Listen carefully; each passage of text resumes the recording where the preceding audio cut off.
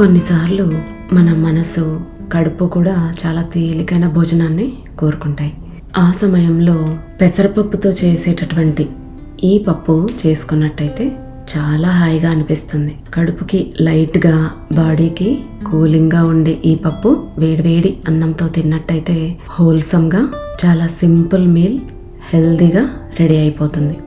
దీనికోసం 3/4 కప్పు పెసరపప్పుని 2-3 సార్లు శుభ్రంగా కడిగి తగినన్ని నీళ్లు పోసి పొయ్యి మీద బాయిల్ చేయండి. కుక్కర్లో పెట్టాల్సిన అవసరం లేదు. ఇలా పైన ఉడికించిన చాలా ఈజీగానే ఉడికిపోతుంది. పప్పు ఉడుకుతూ ఉన్నప్పుడు పైన తేటలాగా వస్తూ ఉంటుంది, వైట్గా ఫ్రాత్, అది తీసేయండి. పప్పుని చక్కగా మెత్తగా అయ్యేదాకా ఉడికించి 1 స్పూన్ ఉప్పు, కాస్త పసుపు వేసి కలిపి పప్పుని మెదుపుకోండి. మీకు కావలసినంత కన్సిస్టెన్సీ ఉండేలా వాటర్ వేసుకోండి. నేనైతే కాస్త జోరుగా, అంటే వాటరీగానే ఉండేలాగానే ఈ పప్పుని చేస్తాను.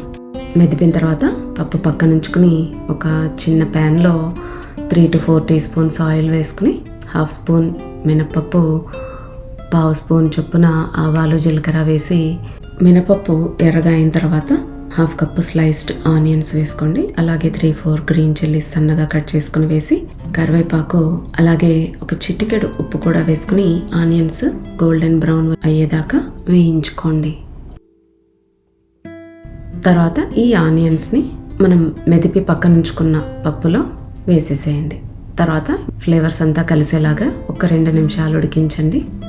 అంతే, పప్పు రెడీ అయిపోయింది. కావాలంటే కొద్దిగా నిమ్మరసం వేసుకోవచ్చు. కొత్తిమీరతో గార్నిష్ చేసుకోండి. ఈ పప్పు అన్నంలోకి చాలా బాగుంటుంది. దీనికి కాంబినేషన్గా ఏ కర్రీ అయినా సరిపోతుంది, లేదా మజ్జిగ మిరపకాయలు వేయించుకుని అయినా కూడా అద్దుకోవచ్చు.